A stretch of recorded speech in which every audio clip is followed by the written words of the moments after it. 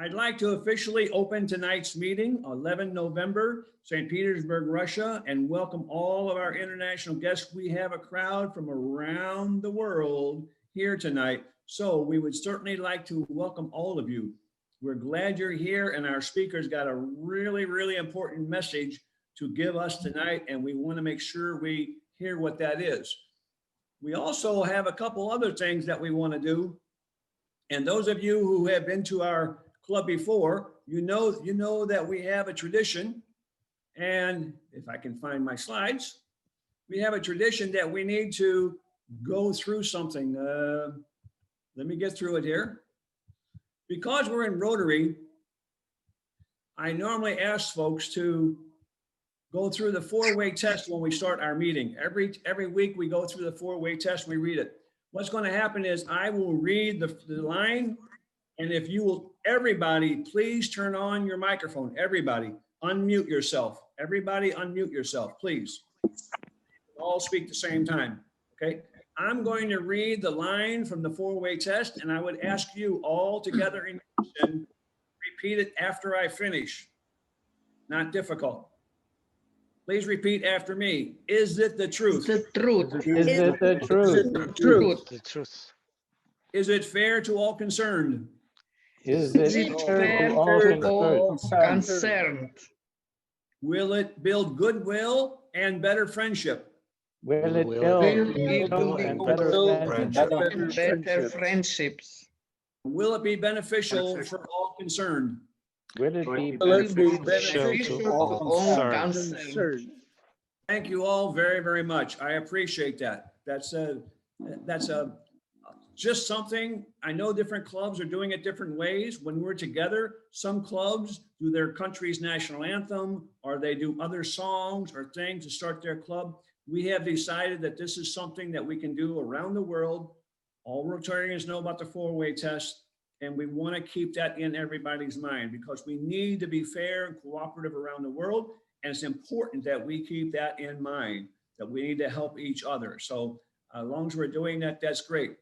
I do have something that's a little bit different tonight than normal. Those of you who have joined us before, I would like for all of you, if you don't mind, to charge your glass. Do you have a cup or a glass? Anybody have a cup or a glass? Something that you can drink out of? You got something? Oh, big ones.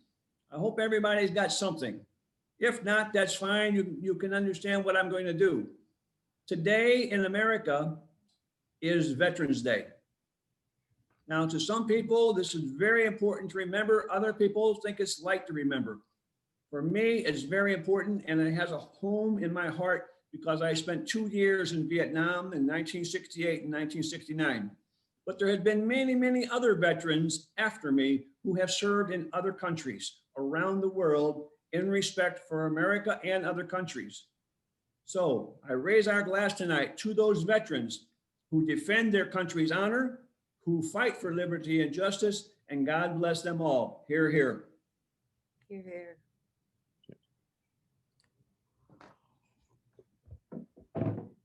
Oh, that's good.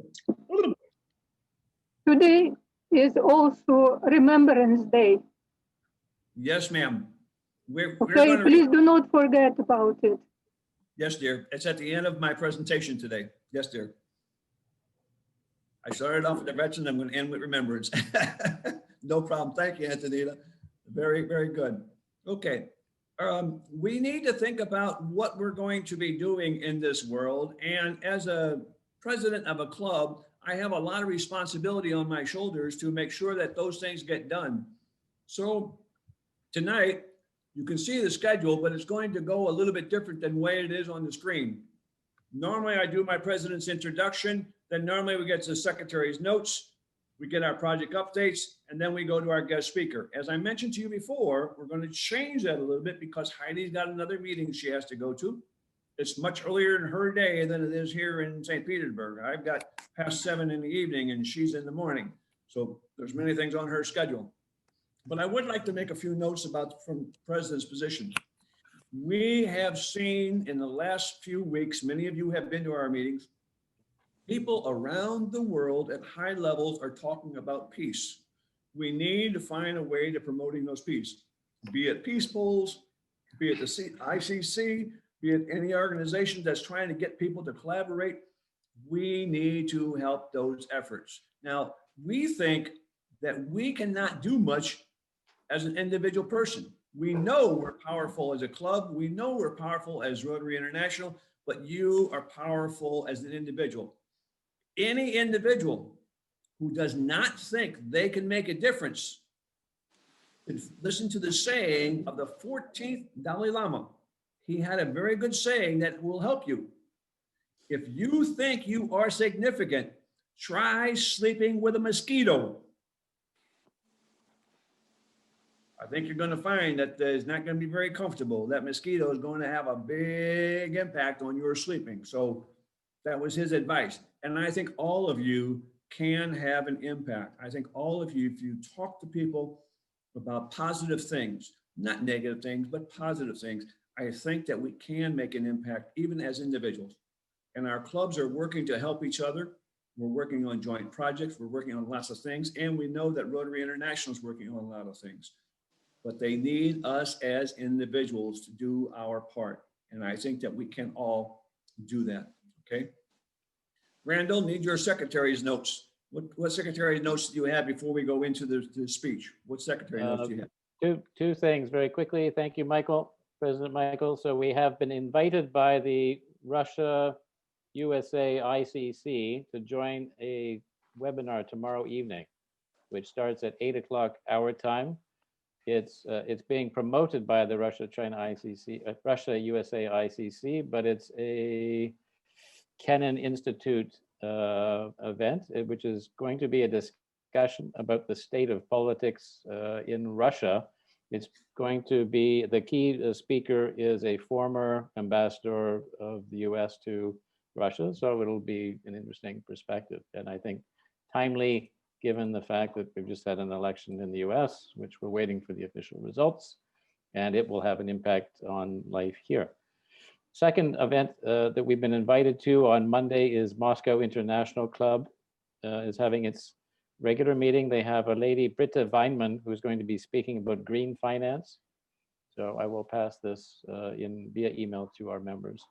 That's all, Michael. Okay, Randall, yeah, Michael, Randall, David here. Please make sure that you register in advance for that Kennan Institute program. Randall, if you would send out to folks the yep, I did that, Michael. Dan's message. Sorry, David. Yep, and I've already signed Yes. it. He already sent that out, David. Yeah, and he excellent. signed up, and I will sign up tomorrow, but he's already signed up for it. So we can, David, if you'd like, you can put that in the chat box and people can see it in the chat box. And they can see it there. Unfortunately, I'm not competent at using the chat box. I have various limitations. Okay. Randall, I can put it in the chat. I will put that in the chat. Thank you, Randall. While Heidi's giving her presentation, we'll have Randall put that in the chat box so people can join that also, because we need to keep the cooperation and the friendship and together to let people know what's going on. Small projects, big projects, a lot of different things. So Michael, just to add, so the Moscow International Club is the English-speaking club in Moscow. So anybody who's on this call would be comfortable joining that meeting as well. So I will put that in the chat. Right. We've had a couple more people join us since we did our original introductions. I'm not going to call on all of you, but welcome this evening because we got a few more folks. Thank you for joining us tonight. And we're going to go into our speech here very shortly. Okay, it won't be long. Tonight we got a special speaker and we're going to surprise her with something a little bit different at the beginning because we found a video that she was in. And Randall is going to show that video first, and then we're going to let Heidi tell us about her story.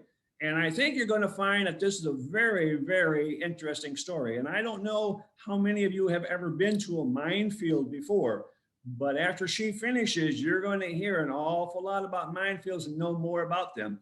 I have been through a minefield, fortunately, got through no problem, but there's a lot of problems that people have with those, and we're going to get into that. She's going to wow you with her speech. Randall, if you have that video, if you want to stream that, we'll watch that now, and then we're going to go into Heidi's presentation.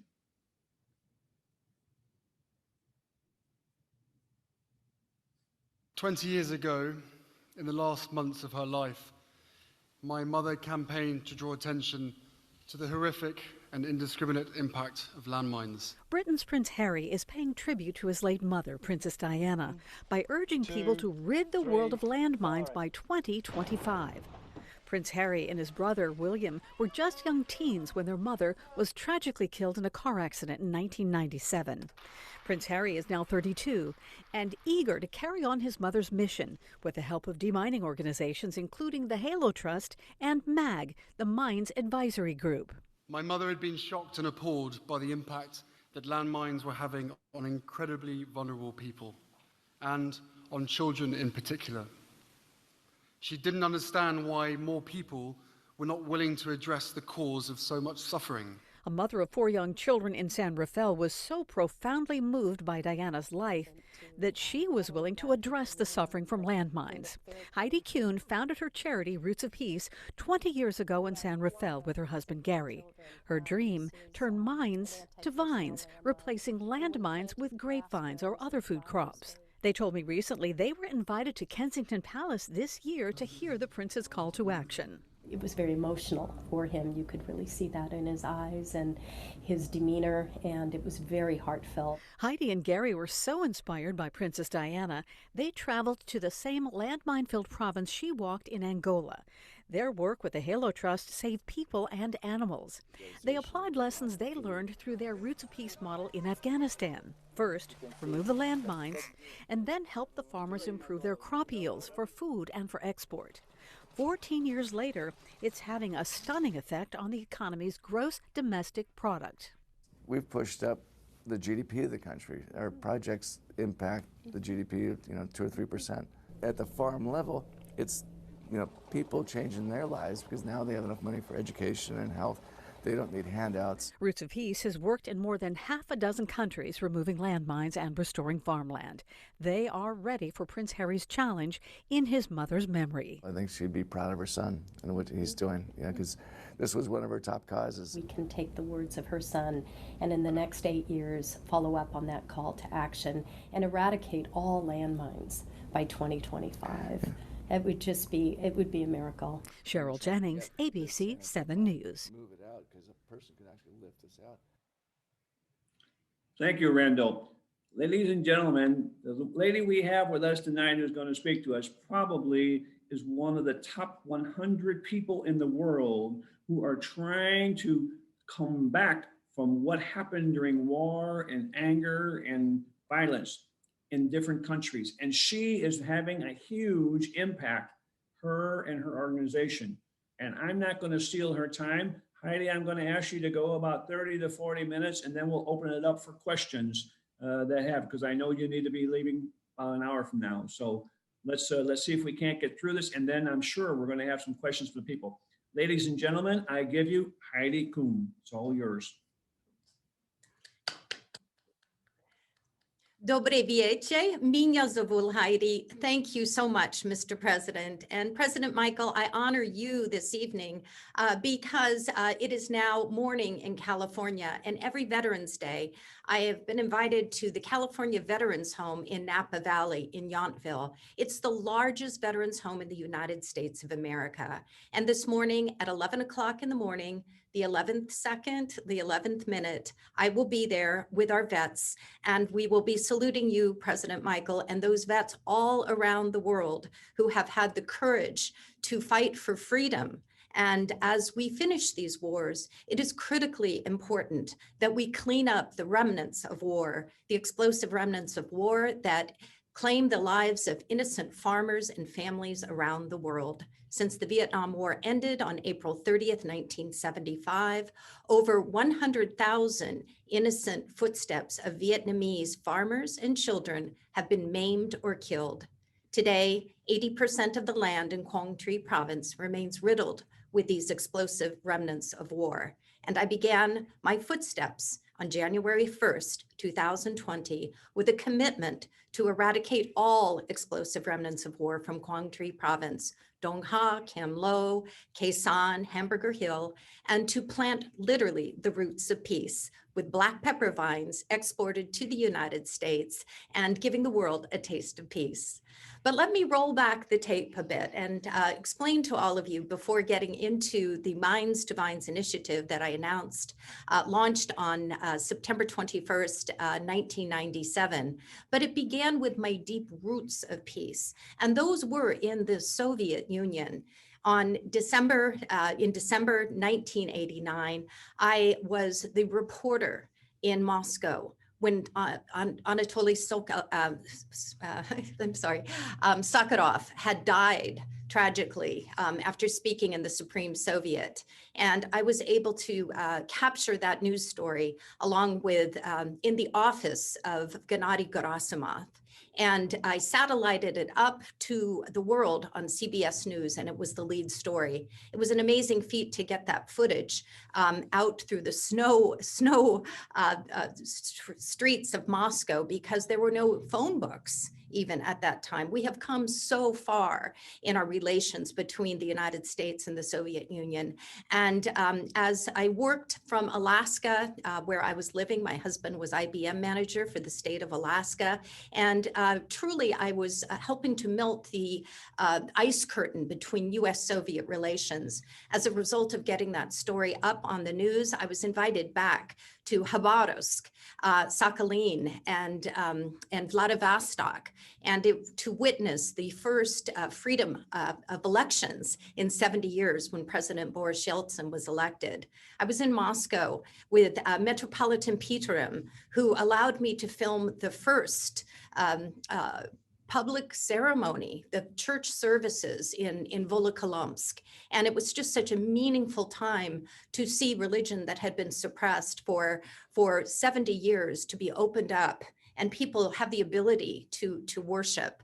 Moscow, as many of you know, was the land of 1,000 churches, and only 100 remained after Stalin. And it was just such a beautiful, unforgettable moment. So I have many beautiful memories. And most importantly, when I flew into Saint Petersburg, you know, it was called Leningrad at the time. Right. And I arrived at the hour they were actually hammering down the words Leningrad and putting up Saint Petersburg. My translators had a heritage in the former Soviet Union and Russia. And Marsha Sokolov and her father Igor, their father was Anatoly Sokolov, who was a famous painter. And I was invited inside to the Hermitage to see these beautiful cultura and art that was protected for you know, dozens of years under the communism. And it was such a meaningful moment to see a country where there were long lines and bread lines, but the spirit of the Russian people never forgot their art and their cultura. And that's something that has meant something so much to me. I had an interview with Mayor Sobchak, and he had an assistant who was very gracious enough to escort me in, and his name is now President Vladimir Putin. So life comes full circle on this day of Veterans Day, and the importance of waging peace in our one world. I'd like to begin the subject that we're talking about today, and it is landmines. This, as you know, President Michael, is bouncing Betty. It takes only 8 pounds of pressure to detonate a landmine, and it fragments in all directions. A small child would lose an arm or a limb, and perhaps their eyesight, to these explosive remnants of war. And in the grasses around the world, the landmines, this is a anti-personnel landmine.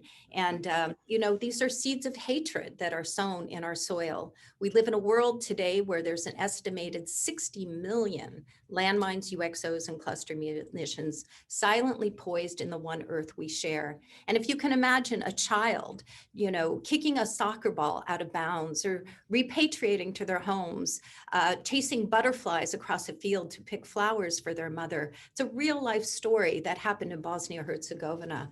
Little girl reached down, picked up the flowers, and boom. And 2 of her best friends ran to her side. Boom, boom, boom. And as their parents came to rescue them, the entire village held the parents back. And their children died screaming for help until their life was snuffed out. So it's still so very emotional to explain these stories, and they happen every single day. Again, in a world where 60 million landmines remain silently poised in the one earth we share. In Vietnam last month, there were raging floods, and these what was already a nightmare in Quang Tri province, with 80% of the fertile grounds sown with explosive remnants of war, primarily cluster munitions that were dropped. More bombs were dropped there than World War I and II combined. But the mud and the cause of climate change has caused these landmines to become virtual in the ground. And where people once knew, do not go past that palm tree or stay on this side of the road, the mud has unearthed them and they're washing down rivers. And again, these phantom enemies, much like COVID-19, people are shelter in place on a consistent basis. And we are on the verge of a vaccine. This will be fantastic for our world to be one day COVID free, but we cannot be landmine free until the world gets together, collective consciousness, and removes these explosive remnants of war, but further develops the value chain and helps create prosperous farmers with dignity to walk the land without fear. So let me begin my presentation with a slide presentation, if you would allow me a few moments to share screen with you. And let's see here. Let's put this. Can you all see? Yes. The presentation? Yes. See, okay, very good, very good. Well, Rotary, it's such an honor, and I would like to talk to you a little bit about why a young woman goes from a former CNN reporter in the Soviet Union to taking out landmines, but it is a story of bridging borders for peace. And from my heart, it is peace through agriculture, pax agricultura. Let me go back again. History is such a great lesson for all of us. And I'd like to introduce you to my great-great-grandfather. This is Captain John A. McNear. And he was born in Wiscasset, Maine. My family had come from Scotland in 1701 and settled in Wiscasset. And for 150 years, they were seafaring captains. Many met a watery grave. It were challenging times, but they did help build the eastern seaboard. And Samuel McNair, actually, first means of communication I'm always so proud of, actually rang the Liberty Bell in Philadelphia when the Declaration of Independence was rung in. Very simple form of communication, but communication nonetheless. Captain McNear actually, in the 1830s, when he was born, he heard of the gold in the grounds of the United States of America and set sail. And I'll go back here to the photo, but he set sail, put his earthly belongings on the ship in Maine, and somehow, as a young gentleman in his 20s, I don't know the reason, but he missed the boat. We've often heard of missing the boat, but so he was intrepid, and as his earthly belongings went around the Tierra del Fuego, the southern tip of South America, he saddled up on horseback and went through the Isthmus of Panama, through malaria-infested jungles and raging rivers, and arrived on the Pacific coast and took the old Sonora, which was the ship, up to San Francisco. And when he arrived, he only learned that his earthly belongings had sunk. So we have a family saying, "Don't curse the darkness, light a candle." He worked very hard and used his shipping knowledge and recognized San Francisco was building and growing, and we had to have a means of bringing the eggs, milk, and butter to San Francisco. So from Petaluma, California, he started exporting the necessary goods. He also realized, even though he couldn't afford at that time to go to the gold rush, there was a need for a bank, and he started the Bank of Sonoma. And as people became prosperous from the gold hills, he actually came down and started real estate and selling homes. Within a decade, he became one of the first millionaires in California, along with Leland Stanford, Collis Huntington, Charles Crocker, and others. But he was very humble because of his humble roots. And after recognizing the need, the growing needs, the Chinese were very cruelly being sent back to to China. He recognized that they had not only led the charge and put their lives on the line in blasting tunnels for the gold rush, but they also helped build the transcontinental railroad that connected the United States of America. So he sailed to San Francisco and offered the Chinese safe refuge on his private property. It, as was told to me through legend throughout the years, that these, of course, were primarily men who were workers. And he said, do you like women? And of course, he said, then please send for your wives and start families. So the 500 Chinese started a $3 million pounds of shrimp to export annually. And when, Rotary came about in 1905 with the, of course, historic Paul Harris First Club in Chicago, it soon was replicated through an attorney and a colleague of my great-great-grandfather's in San Francisco. And of course, he was first to join with the ethics of truth and fairness and building better friendships. My grandfather, my great-grandfather, is one great, not two, actually joined the Rotary Club of San Rafael in 1922, and Homer Wood then went to Petaluma, again, where the roots of my family began, and started the Rotary Club of Petaluma. My grandfather became president of that club in 1927, the year my father was born. And then again, with his knowledge and business acumen, was also a president of San Francisco #2 and during the war, World War II. So it was a very, very important time. My children are also now members of Rotary San Francisco #2. And I just, when I walk through a minefield and people ask me my blood type, I often say that I bleed Rotary. So these are just, Heidi, yes? 1 second. Randall identified a glitch in the slide presentation. If you hold on a minute, I'll try and correct it for you. Randall, 1 second.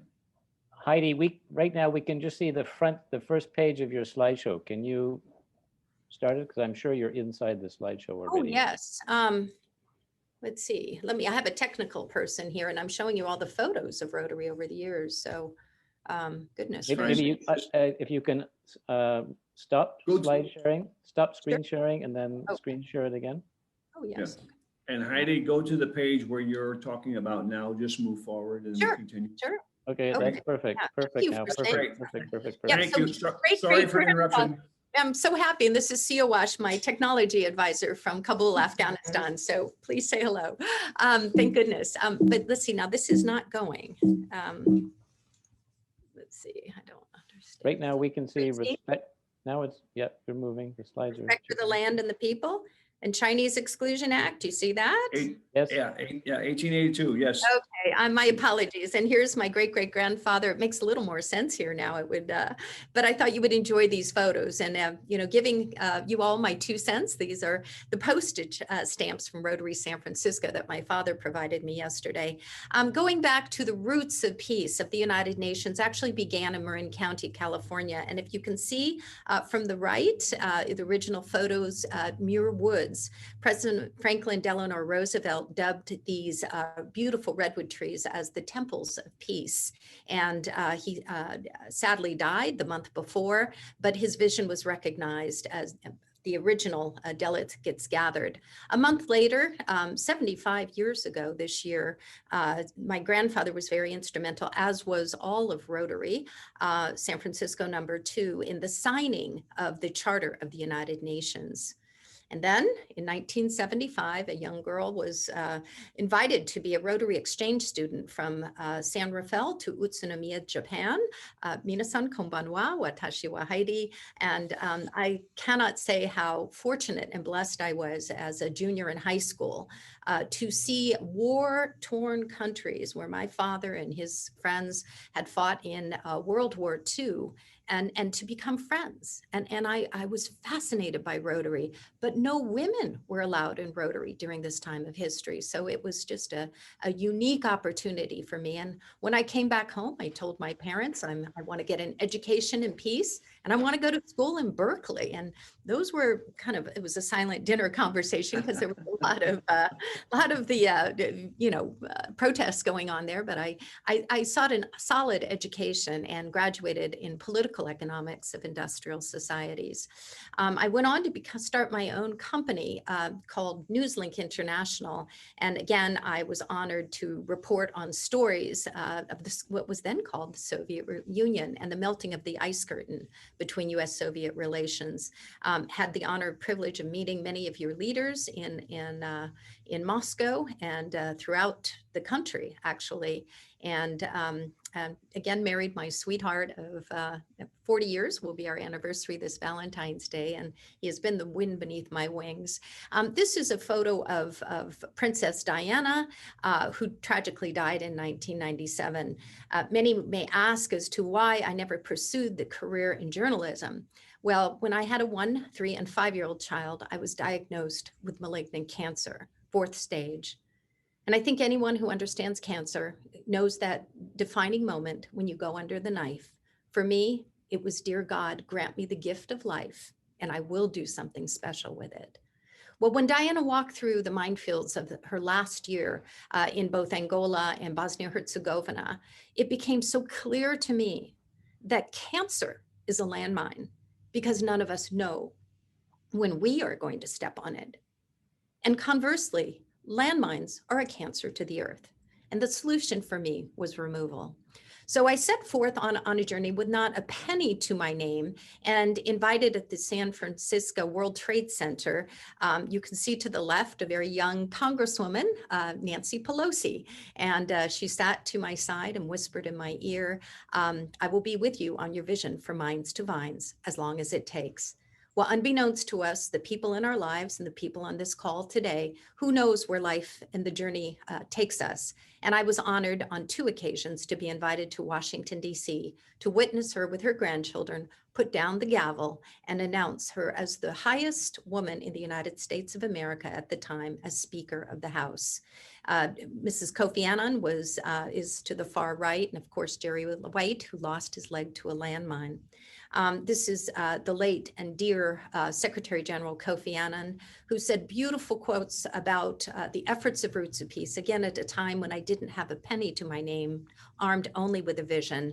And I had emailed from the basement of my home, where I worked for 5 years diligently on peace, to the 38th floor of the United Nations. And I'll never forget that fax machine that came a few days later with beep, beep, beep. You remember that familiar sound. And the letterhead of the United Nations came, and the Secretary General announced that he and Mrs. Kofi Annan would launch Roots of Peace with me. And many of the California vintners, again, I'm going to Napa Valley in a few moments to honor Veterans Day, but to the upper right is Robert Mondavi. Below is Mienko Grgic, and a lovely woman who owned Silverado Vineyards. And you can see in the middle of the Secretary General, His Excellency, and Mrs. Annan, a lovely, humble woman who volunteered in our basement.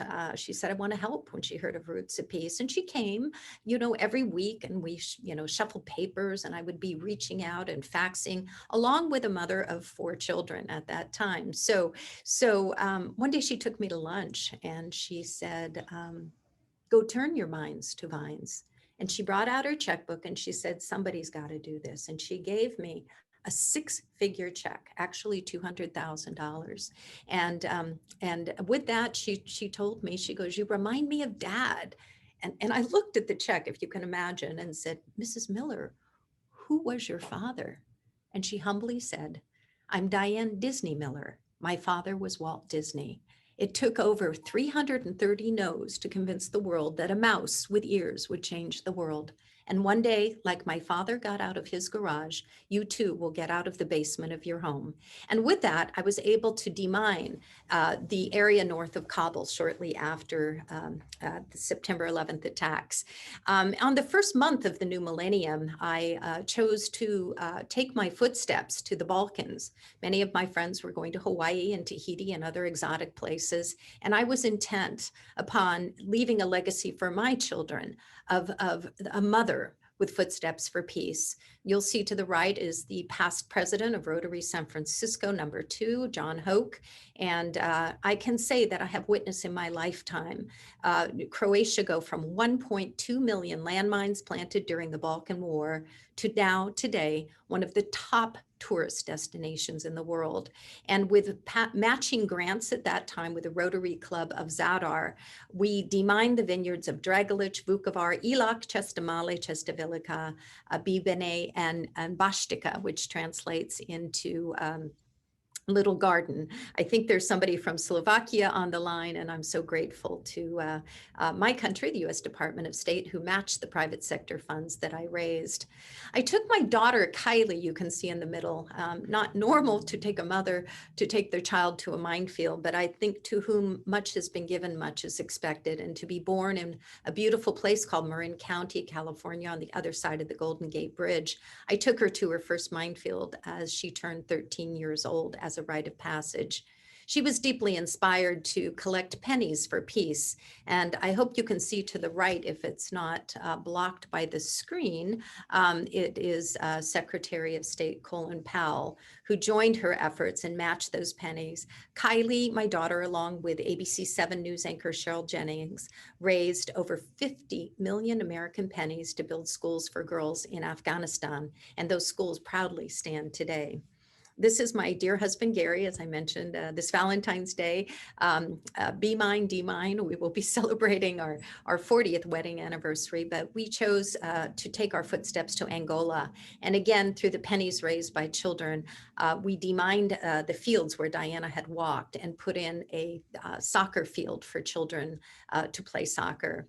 This is Israel. We continued our journey to Israel and Palestine. A little boy, age 10, Daniel Yuval, stepped on a landmine. The snow had come in the Golan Heights in the northern part of where he was from, in Ramat HaSharon, which is a suburb out of Tel Aviv. And he called me to his bedside and said, "Mrs. Kühn, will you help me create a mind-free world?"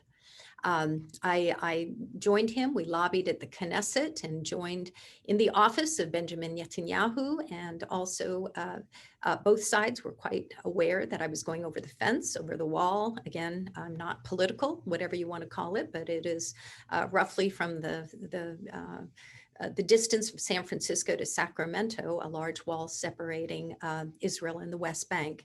And I helped bring forth unanimous legislation to demine the fields of Bethlehem. If you may see in the right-hand corner, there's a shepherd from Bethlehem. If you look closely, you can see his right hand is lost to a landmine.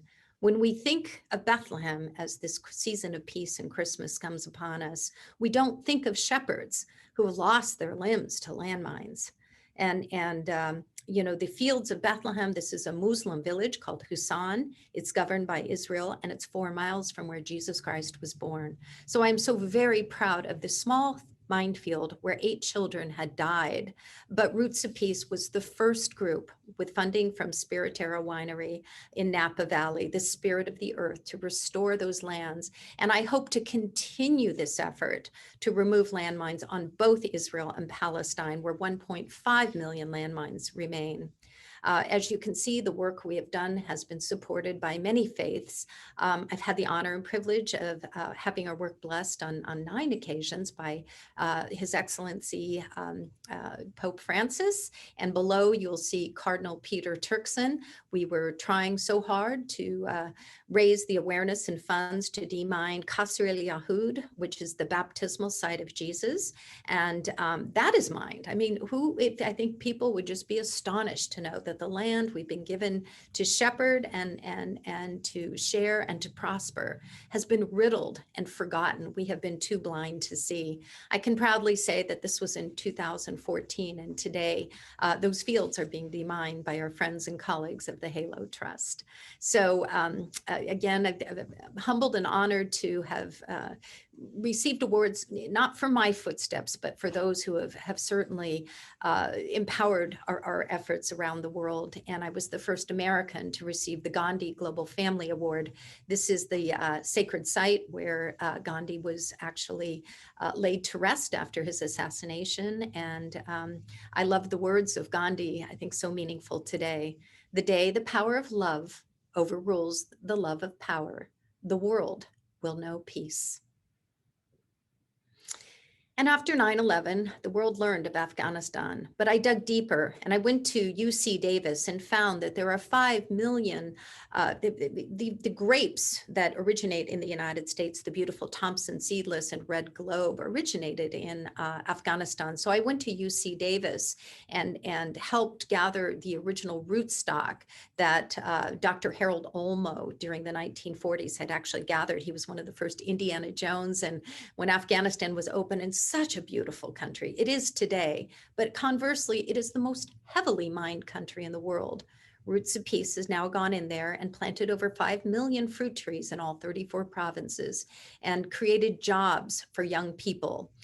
Can you all see the screen to the right? I hope it's not blocked. But you can see my husband and Cheryl Jennings, ABC7 news anchor, who joined me, in the minefields of Afghanistan. The picture below, I am the only human in that photo with real legs, because this is the ICRC clinic where 250 people go in each day in search of limbs. It is like a virtual nightmare, and a wonderful, brave doctor, Dr. Alberto Cairo from Italy, is there each and every day and helping to create and fit proper prosthesis on these deserving men and women. And Roots of Peace hires them first and first priority, giving dignity as they go back to their fields with shovels, not swords. In Afghanistan today, through our partnership and our funding proudly by the United States of America, we have many challenges in our world today, but I would like to thank those who funded the idea of a mother of turning mines to vines. We've proudly partnered with USAID, USDA, DOD, European Union, Asian Development Bank, and last week I signed a new contract with the US Department of State, INL, which is International Narcotics Law Enforcement, and we will be partnering even further with UNDP to, as the Doha intra-Afghan peace talks are continuing now. Once the peace treaties are signed and the ink is dried, we can't just wave that piece of paper around. We have to get down to the business of peace. And that will begin by making prosperous farmers out of those young men and women who will return to places called Kandahar, Helmand, Ghazni, Wardak, Logar. This breaks a stereotype. People say, well, they can't possibly, make more money than poppies. But this is a white paper that my husband Gary had written, and it was actually featured on the back of the card of Secretary of Agriculture, Tom Vilsack. If an average Afghan farmer grows wheat, low value crop, it'll be $800 a year. Poppies, $1,200. With Roots of Peace, with pomegranates and fresh grapes, and providing exports to new market, $4,000 to $5,000 a year. So we don't go té-à-té with the drug lords. We're a humanitarian, not a political organization, but we create market opportunities and alternative agricultural crops to poppies. This is one of my favorite photos below, and working with the women, the men, just like microcredit lending, when I go to these remote villages, allow their women to work with us. They will work 6 a.m. to 8 o'clock a.m. In the fields, and then the men have come out in the midday, but the women feel empowered and being part of this beautiful harvest of hope. And the work has not been easy, let me say. This is one of the most tragic moments of my life when I picked up the phone and heard we are under attack. This is the same living room where I had stayed just a few weeks before with my husband Gary, and we endured a 4.5-hour gun battle with the Taliban, and miraculously all 5 of our expats were spared, and the 5 Taliban who attacked, they were targeting a kindergarten adjacent to us with 25 kindergartners and accidentally ran in the direction of Roots of Peace. Again, there are no winners or losers in this situation. And I believe very deeply life is about forgiveness. And as the US continues their talk with the Taliban, we must continue to go forward. It was a defining moment in my life when I thought this has just gotten too hard. But then my first grandchild was born. And again, I looked into the eyes of my dear grandson, Jai, and I thought, you know, to whom much has been given, much is expected, and pulled myself up by the bootstraps. You'll see on this map that, or this chart, that in 2014, for over a decade, Afghan agricultural exports, which is the primary business engine of Afghanistan, averaged about $250, $300 million. Roots of Peace, with funding from USAID, has taken that to over $1.4 billion. And I am in the midst of one of the most important harvests of my life as I bring these fresh fruits to new markets. They were called the Kabuliwalas. It's a folklore name in the 1940s. Many people in India know how excited they were to taste the harvest of Afghanistan, the best fruits in the world. And if we're going to lift this country up out of the rubble, it will be turning swords into plowshares, spears into pruning hooks, so that nation shall not lift up sword against nation, neither shall there be war anymore. This is another beautiful aspect. This is a new program of Roots of Peace. And as you know, as Rotarians, the last two countries that we've not been able to eradicate polio worldwide is Afghanistan and Pakistan. Well, Roots of Peace, with funding from a dear friend of mine, past district governor, Brian McLaren, gave me $100,000. And we went just this year into Nangarhar. But what we did, we didn't go in just with drops. The answer, when we listened to them, why won't you take these drops for your children? And the Afghans said, and the elders and the tribal leaders repeatedly, you come with your drops to a poor area and you give us nothing, you walk away. We don't want your drops. Well, you come with something to help them, what can happen? So we brought little chickens in, little baby chickens, and we trained the women, and the men want of course, in these traditional areas to stay inside the walled areas. Well, the women now grow the baby chicks into chickens, and the chickens lay eggs, and over 750 children were inoculated this past summer by polio, and over 300 surrounding areas of parents brought their children and said, give us the chickens too. We will take the drops. We will make our children healthy. So there is always hope. As President Michael said, these are not times to ever believe that we cannot accomplish anything. I think holding hands in the dark, it is the only time that we can.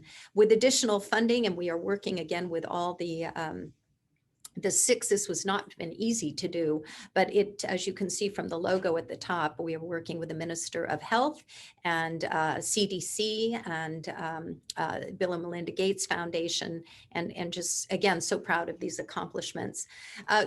Finishing the conversation here, life goes full circle back to Vietnam, where President Michael once served, and thank you again for his service to our country. But again, after the guns of war have silenced, the remnants of war are left behind. And this is one of my dearest friends, too, a proud farmer who I had just met again in January, but he had lost, as you can see, both of his forearms to what when he was a little boy, saw a shining object, and it was an explosive remnant of war which blew off his forearms. Roots of Peace has now trained over 5,000 Vietnamese farmers to grow black pepper. And this is a dear little boy. Again, I want to emphasize that this is a very real challenge. It's unspoken, and every single day, this little boy, Juan Van Tron, picked up what he thought was a rock to fix his bicycle, and it was actually a cluster munition. It blew off his face and left arm.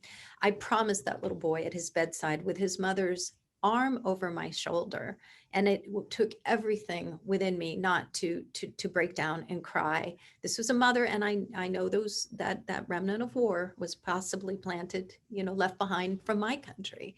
I promised him a limb, And the mystery of Roots of Peace has just been an uncharted journey.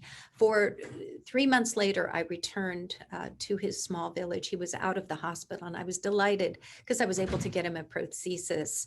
When I arrived in a very remote village, his mother was there with a white headband and dressed in white. And I thought it was so curious.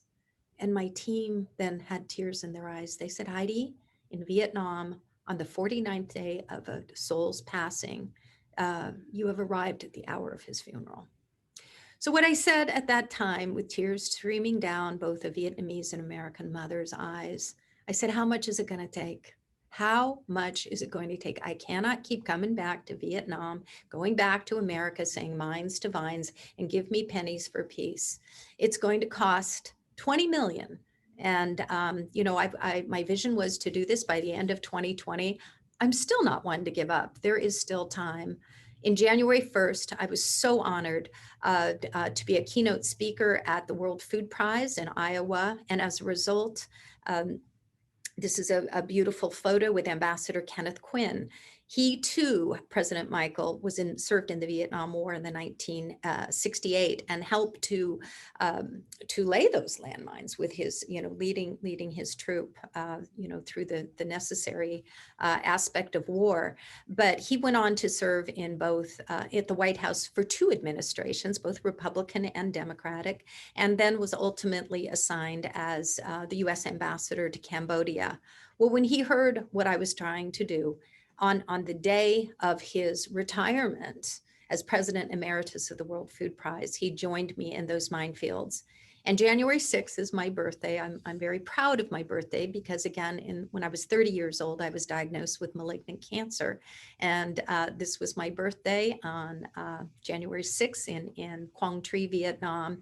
And together we put our thumb on the tip of the detonator and detonated one landmine. It was a bittersweet moment. It was, glee that we got one more out, and then the sudden realization that millions remain left behind. Today, I'm 62 years young. I've more than doubled my life. I'm a woman who's not afraid to say their age, and I've got a long way to go. So I hope you will all join me. I need your help. I want to cross this finish line of raising the 20 million by the end of 2020. And this is Morton Gothelf. He also served in the Vietnam War, and he is now only 86 years young, much like Frank Yi. And he is all the black pepper from the former battlefields of Quang Tri. He is purchasing, and every single bottle of Morton Bassett pepper features the Roots of Peace logo. So we are giving the world literally a taste of peace. Again, as I mentioned, the challenges continue. This is Quang Tri province after the recent floods. And now more than ever, we need to lead the battle cry to get these insidious explosive remnants of war left behind, so that it all starts with solid roots as we dig deeper to plant the roots of peace. If you would like to know more amongst the many challenges I've had, I launched a book on April 28th, and it took me, of course, 20 years to write this book. I'm very honored that Her Majesty Queen Noor wrote the foreword, also prefaced by Dr. Ken Rutherford. But all bookstores were closed worldwide with the launch due to COVID-19. So this is our journey, and if you'd like to see it, I also have it available on the website HeidiKühn.com. You can learn more. And on this beautiful, happy Veterans Day, and in the spirit of Thanksgiving, we'd like to wish you and your families a happy Thanksgiving, and to remember the fruits of the earth that we are so blessed to have. Frank Yi, I have mentioned before, and I'm starting a new initiative in the spirit of Thanksgiving to American farmers. I was just aghast to hear that in the Central Valley of California, the beautiful lush San Joaquin Valley, the migrant farm workers cannot afford masks. They're working side by side to harvest these fresh fruits so that I may have a beautiful Thanksgiving table. Well, Frank donated just last week $10,000, and next week, in the spirit of Thanksgiving, I will be going to the Central Valley and providing PPE masks that he sent from China.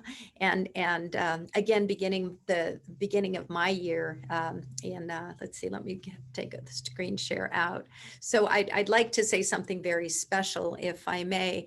Again, after I went to Vietnam in January, I continued my journey in Asia to meet our director of chairperson for Roots of Peace in Asia, and that's Frank Yi. I had the privilege of speaking at the Rotary Club of Shanghai and Suzhou, and took the bullet train, very close, I think a few hours away from Wuhan. And we all know what 2020 has resulted in. I don't think we point fingers, us and them. We don't point fingers who put the landmines in. We just want to get them out. We don't point fingers where COVID-19 began. We just want to eradicate both landmines and COVID-19 from the face of the earth. So on November 11th, in the spirit of Veterans Day, each and every year, we have what we call is the Roots of Peace Global Citizen Award. And if I may hold this up for you to see this beautiful, beautiful example of the world. I think if I don't drop it here, holding the whole world in our hands. We presented to Her Majesty Queen Noor, Speaker Nancy Pelosi, General John F. Campbell, who was the head of ISAF in Afghanistan, and General Barbara Falkenberry, who flew 1,500 miles to meet me from her role as the highest woman in the U.S. Air Force from Iraq to meet me at the school in Mir Bachakot, north of Kabul in Afghanistan. But a long line of wonderful people that we presented the Global Citizen Award to. I would like to formally announce today on Veterans Day that we are presenting the 2020 award to Mr. Frank Yi, Director of Roots of Peace Asia, and for his 1 million Chinese RMB, that's roughly $150,000 that he's given, again, not in a political sense from China, but to help Roots of Peace to plant those beautiful black pepper trees on the former battlefields of Vietnam. So we will be making a formal presentation. Randall will be accompanying me in doing this on December 4th, which marks the 23rd anniversary of the Ottawa Treaty to ban landmines. For you Canadians on there, I was honored to travel there to just a few months after I made the Mines to Vines Global Toast to Peace. And it was amazing to witness over 160 countries and civil society. Again, I had not a penny to my name. Eric Wente of Wente Vineyards went with me, Tor Kenward of Behringer, and Robert Mondavi sent his Canadian representative. It was a vision of turning mines to vines and swords into plowshares, spears into pruning hooks. But this is a cup of California coffee. It's a little early for me to be toasting with wine, but it's a Rotary cup. And here's to you, Frank Yi, and all the Rotarians. Together as Rotarians, may we turn mines to vines and replace the scourge of landmines with bountiful fields and orchards worldwide. Na zdrowie. Hear, hear. So. Ladies and gentlemen, we have just heard an amazing story from an amazing woman. As I said, she's probably one of the top 100 people who are actually doing something to get rid of the scourges of war and to try to overcome some things that went the wrong way and did things we shouldn't have done. I'd like all of you to put your hands together. Let's give Heidi a very loud round of applause for her wonderful presentation. Thank you, Heidi.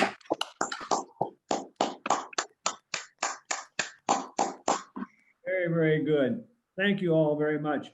Now, if we have a few questions, we got about 10 minutes. We can get a couple minutes here's worth of questions for Heidi.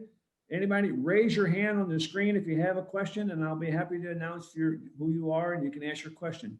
Heidi, thank you so much. You are just amazing, fantastic. Thank you for all you are doing and have been doing. The question is, how we Rotarians can help your cause. Thank you for asking that. Well, of course, www.rootsofpeace.org, they donate. And we are also finishing a global grant in Quang Tri, Vietnam, again, the former DMZ. And it's a $197,000 global grant. We hope to cross the finish line on that by the end of the year. And then, as you know, global grants are quite arduous. The initial ones were kind of threading the eye of the needle, but we're confident that in partnership with Rotary Club of Bangkok, there are no Rotary clubs yet in Vietnam formally, but the $197,000 is going towards expanding the growth of black pepper and now vanilla bean on these former battlefields. So what a beautiful message to give the world a taste of peace. And we'd love to invite your clubs to join us in more global grants. And I truly believe, 20 million by the end of 2020, people told me, you can't do this. It's not possible. But, if I believed that 23 years ago, when I tried to say as a California mother that I was going to go turn mines to vines worldwide, as Diane Disney Miller says, you have to be partially deaf. You can't listen to all the no's. And, perhaps through my words, from my lips to God's ears, we can finish this year of 2020, not with devastation and tragedy, but humanitarian global collective effort, 60 million landmines in 60 countries.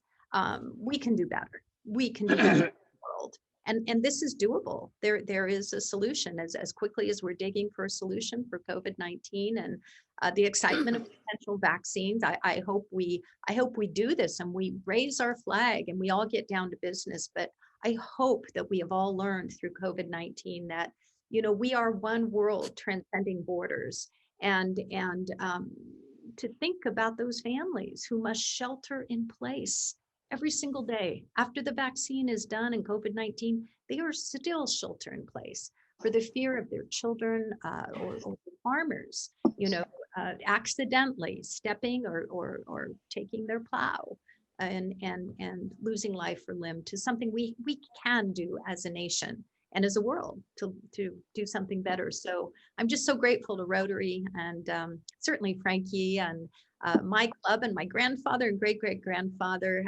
As I say, Natalia, when I walk through a minefield and they ask me my blood type, I truly say that I bleed Rotary, because I do from my heart. I am so grateful to Rotary. And without that experience at 17 years old in Utsunomiya, Japan, believe me, I think I could have been on the country club tennis courts now and just wondering what I was going to do with my life. So thank God for Rotary and bringing me to the minefields of the world, as bizarre as that sounds.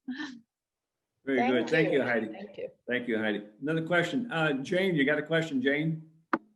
Yes, I do. I've worked with Frankie. He's wonderful. And I assume he knows he's getting this award. So I can send him an email and not This is a little ruin any surprise. surprises or anything. I talked to Randall before, so this is a bit of a surprise. But I hope at 86 years young he will receive it. So it's a little. Please send it to him. Give him a little background that it was just announced. But Okay. I think that, Yeah, again, he's that's- 86 years, That's and he deserves it. He's Yes, helped all and- of us on so many projects, not just Roots of Peace. So I think he deserves it. Good. Any right. other We questions? did a medical Questions or and comments? dental mission. You can all send him. Wait a minute. I have one more question. Okay, sure. Do we have your email, Heidi, so that we can get in touch with you and maybe Please, offer some help? Absolutely. Thank you In the for chat. asking that. I'm Heidi, Heidi, at rootsofpeace.org. So that's my direct okay, line. perfect. And anybody who wants to WhatsApp me, I'm 415-948-9646 is my private line. And I'll put that in the chat as well, or maybe Oh, Randall good. already has. So, but I communication, I just love the power of talking to people. There are blessings in these times of COVID-19, I think, and we need to see the glass of water half full rather than half empty. Next question. Thank you. Next question. Any questions? Heidi, I have a question for you. Is there anything going on in Cambodia? Yes, yes. Roots of Peace has actually demined in Battambang and Cameroon with funding from Chevron Corporation in 2001. And Ambassador Kenneth Quinn has just introduced me to the mission director there in Phnom Penh. And I actually have a scheduled business call with them later this week to see how we can expand, because my vision is to do this. We can. It's very meaningful year in Vietnam. This year marks the 75th anniversary of the I'm sorry, 45th anniversary of the end of the Vietnam War, and too many numbers, and 25th anniversary of normalization of bilateral relationships between the United States and Vietnam. And what a wonderful way to end this year, and the true spirit of friendship. But once we're done with Vietnam, my vision is to continue to Laos and Cambodia and Myanmar, and let's demine all Southeast Asia and then roll it out from there, you know, and you know, again, through our relationships, if we can be helpful with Rotary and the eradication of polio, the reason that we can do these things, it's all about trust. And that's it. It's just all about trust. And we are very trusted in these remote areas and stand at attention and at service to Rotarians to help, again, invest more funds into the eradication of polio in Afghanistan as well as Vietnam. I went back to Da Nang 2 years ago after not being there for 50 years, and was amazed by the city of Da Nang. Nothing at all like what it was when I was there, of course. And if the city is able to transform to the state it is now, that shows the possibilities of what could be done. And if we put that same effort of building those cities to be modern cities into clearing the fields, I'm sure they can do it. It's just a huge, huge transformation, but we need to focus on getting them to put on the areas that are still exposed and still dangerous and so forth. Any other questions? I have a question. Randall. I'm very intrigued by the chickens, and I want to know, Heidi, how did you come up with the idea of chickens, and why chickens, not well, not snakes, of course, but why not rabbits or something else? Why well, that's a very good question. These remote areas, we've done quite a bit of analysis. I've actually been over there and met with the leaders of the who are leading the eradication of polio in Kabul, Afghanistan. And these, I can send you the map of the actual areas, but these are the areas where there's not agriculture. Nothing really grows in these remote mountainous regions where the last bastion of polio eradication is needed. So we went in with baby chicks because they lay eggs for, you know, protein for the children, and you know, the little eggs can be sold in outside of the walled areas where the women are working together, and it's the whole family that agrees to the overall health. We do mine risk education. Within these villages, we do education about how to take care of these little baby chicks. And it's just a beautiful story, you know. What comes first, the chicken or the egg? I don't know, but it's working, and we are planning to expand it. So I just, it's all about money, to be quite honest, and we have proof of concept. Randall, if I haven't shared the report with you, I would be happy to do so. And you can share it with all the Rotarians who are on the line today. It's just amazing. And these are areas no other groups can get into, because what we have done is we've gone to the local mullahs, which is essential. And we have the trust and the reputation throughout all of Afghanistan as a nonprofit organization. You know, they know the money isn't going into layer our pockets. The money is going to their country. And as you saw, my technician who helped me in my office here is full of wonderful Afghan expatriates who are here. And it's just wonderful to see the healing of the wounds of war. And as these insidious mines are put out, when you plant a seed today, it doesn't matter the color of our hand, the politics in our mind, or the faith in our heart. A seed will grow as it today as it has for thousands of years. And we need, I think, at this pivotal moment in time to go back to our roots of peace, our roots of humanity, and to plant these seeds of hope and allow them to grow. You know, Roots of Peace doesn't do the demining. I must say up front, we partner with the Mines Advisory Group in Vietnam. We're working right now in Ha Lang.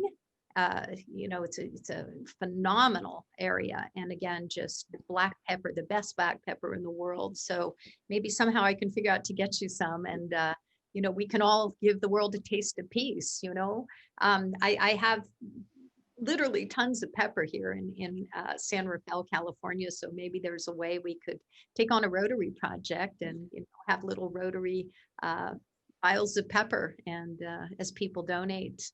Yeah, we just need to be as creative as possible for peace. As you said before, there's many people talking peace, but I love looking at the word peace. You know, the root word of peace is ace. And I think we need to ace peace like never before through agriculture, community, and education. Heidi, you asked what came first, the chicken or the egg? It wasn't either one. It was a Rotarian with a dream. That came first. I love that. So the next time somebody asks you what came first, the chicken or egg, you tell them a Rotarian with a dream came first. And because the Rotarian had a dream, they sent you at 17 to Japan, and everything else happened after that. But it is Rotary, and it is people like you in Rotary. You don't hold a high position in Rotary, but you hold a very important position in Rotary. You are putting things that we put together, money and effort, you are putting it in the right places at the right time and making a difference. So you're definitely impacting the world, and you're helping Rotarians like all of us. Natalia asked what we can do. We couldn't do anything if there wasn't someone like you. It takes somebody with that dream in order to make this happen. And you should never stop dreaming. Doesn't matter if you're 20 or 80, you never stop dreaming about what you want to accomplish, because it is possible. Anything is possible if you got the energy, the time. You'll find the money, it will come, but it may not be easy, as it was in your case. So I think you did a super, super job. One more time, ladies and gentlemen, let's give her a round of applause. Heidi, thank you very, very, very much for your contributions. Randall is recording this. After we get it recorded and cleaned up a little bit, we will send you a copy of it just so that you have a copy. And for all of our people who are online with us, we always make that available to them a week after the following week. So it will be available to all of them. When you go see those veterans, you tell them that you know a veteran that you talked to today, and he said, God bless veterans, and I'm proud to have served with those veterans. So they may not be in as good a situation as I am, but I'm very, very proud to have served with them. And it's not just the Vietnam War, it's all wars. And we just need to make sure that we're taking care of those people. And there are an awful lot of Rotarians who are veterans. Many, many, many, many, hundreds of thousands probably of Rotarians who are veterans. And we appreciate what you're doing. Okay, and I know you got to run to a meeting. I hope we met your timeline.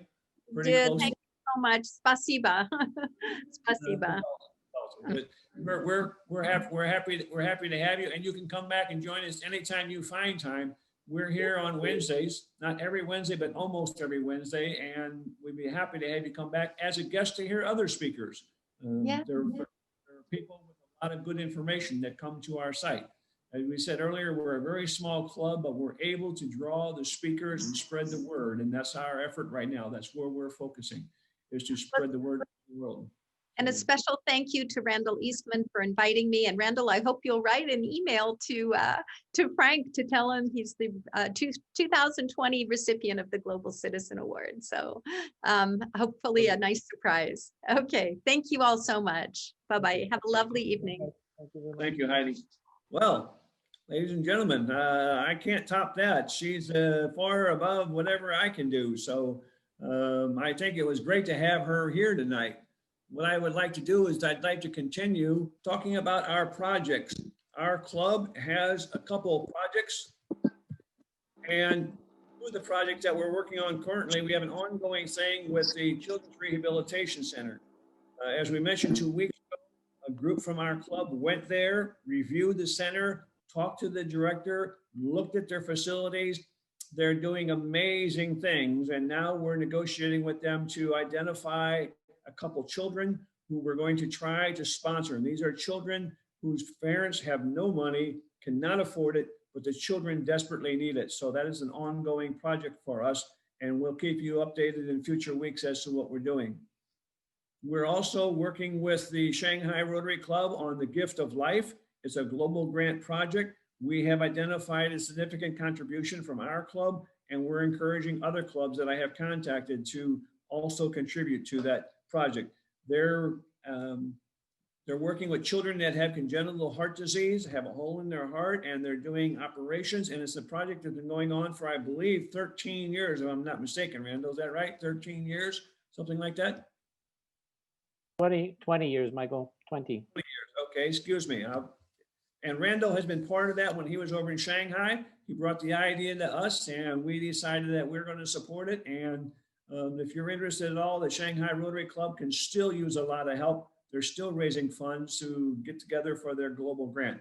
So if you're interested at all, you can contact us, and we've got it on our site where you can find out more information about it.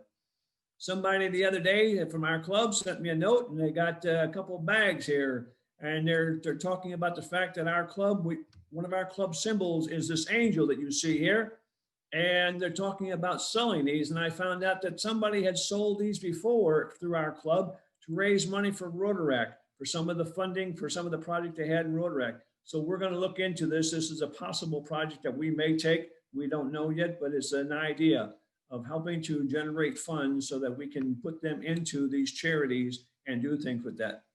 Membership drive.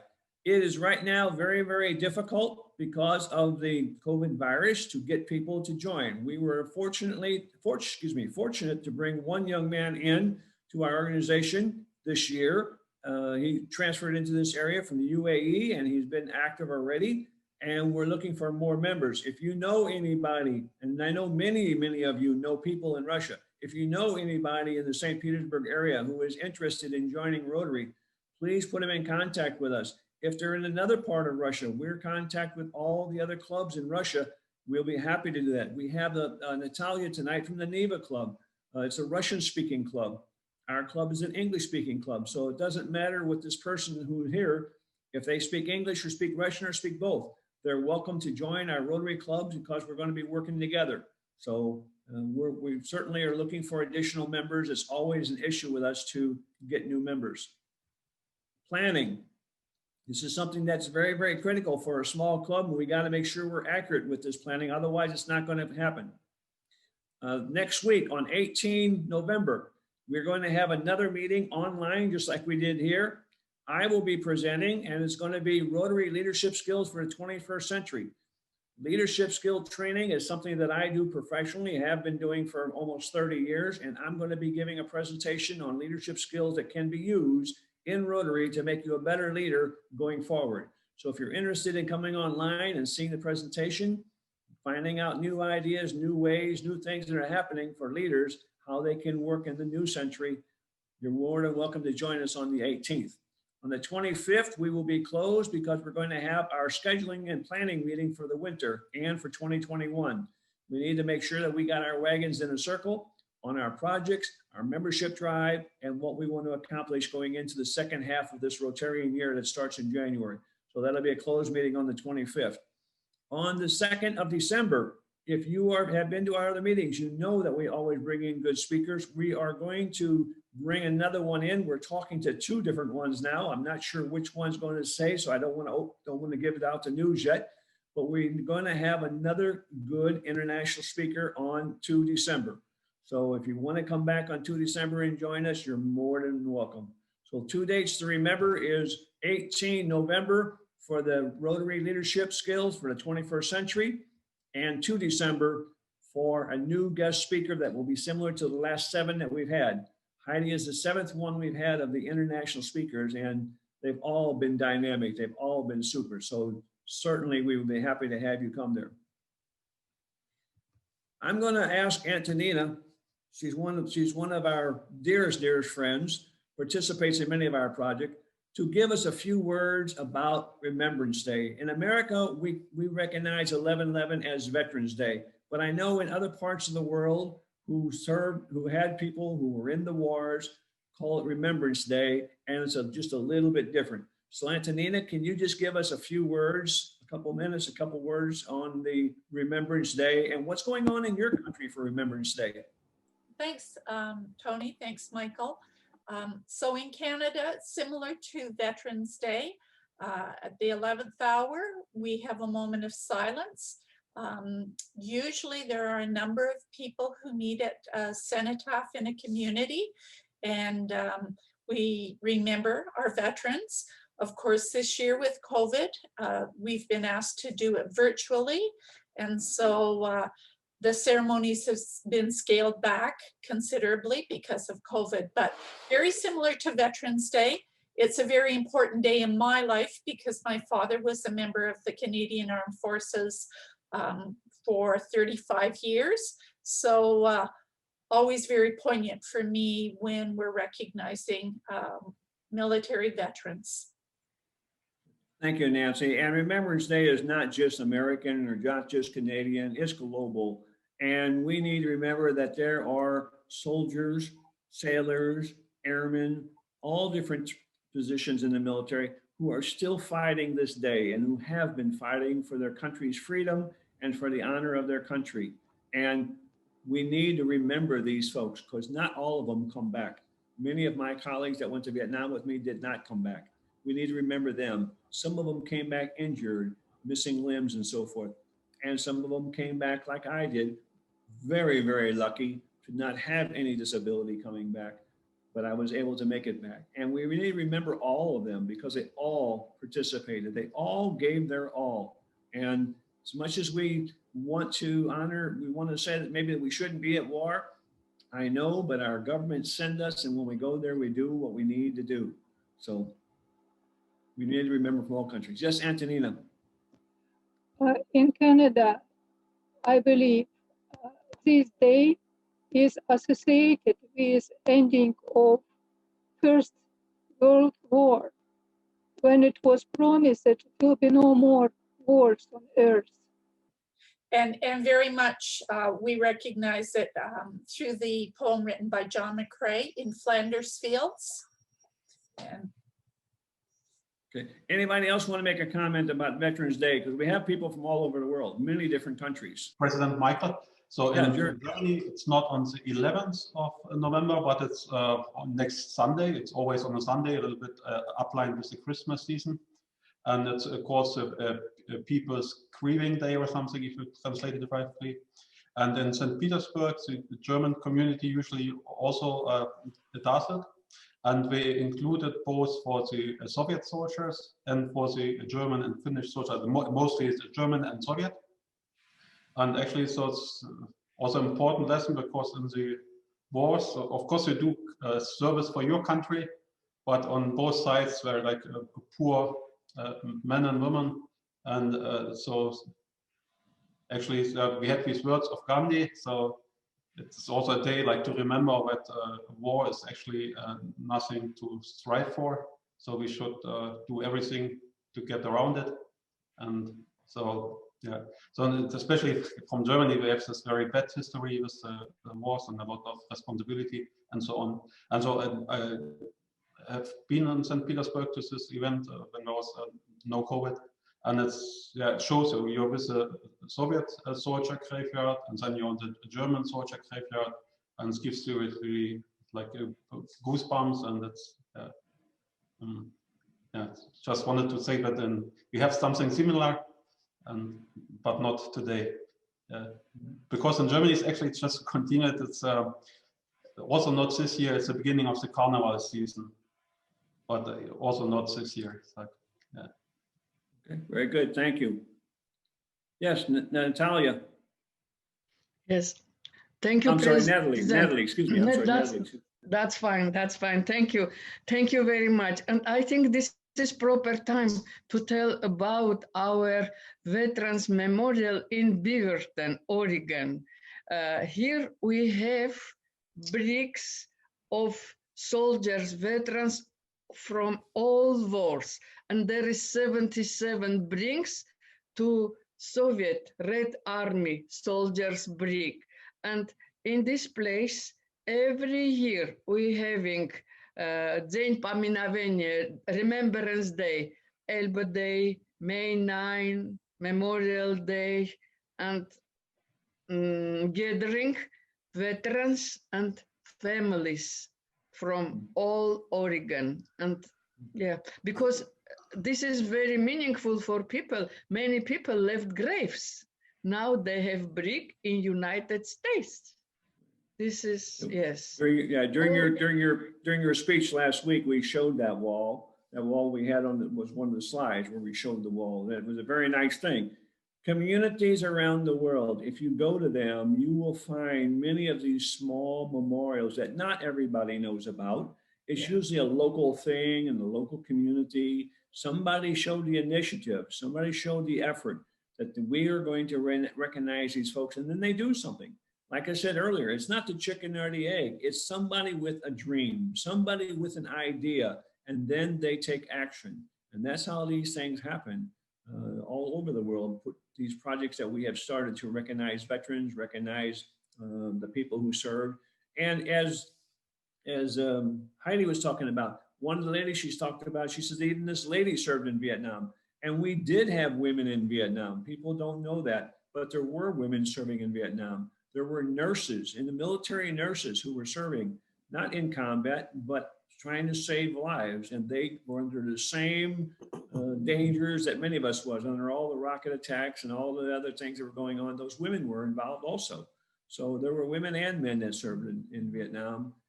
And hopefully we're going to recognize all of them. Any other questions, any other comments before we, Heidi, yes. Henny, yes, we also have Veterans Day in the Netherlands. It's in June. There's a parade, and it's not only veterans from war, but as you may know, the Dutch contributed a considerable number of peace missions. So also there, the victims are commemorated, and the veterans as well. Yeah, there's a lot of small peace missions, a lot of not peace missions, but there was a lot of small missions that I was on also during my almost 30 years that we don't talk about, but there were still people who went there and had casualties, and people who got injured, and people who served their country, even in something small, even in something that wasn't large like a world war. They're still a veteran, they still serve their country, and that's what we need to recognize them for. Okay. Anyone else have any comments before we go to closure? No more? All right. So we started the day with a toast. Heidi asked us to make a toast. We're going to close with one more toast. Grab your cup or glass. If you got one, try to find one. If you don't, that's all right too. Here's to Rotary, not to veterans. Here's to Rotary. May Rotary remember to recognize around the world that they are a contributor and never give up. And as I told you, the 14th Dalai Lama said, if you think that you're not significant as an individual, remember that mosquito you had to sleep with made a big difference. So here's to all Rotarians. Hear, hear.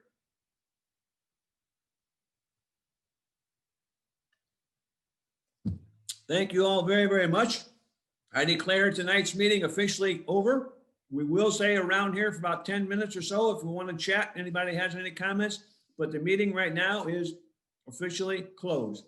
Okay? Thank you all very, very much for coming. I hope to see you on the 18th. See you on the 18th.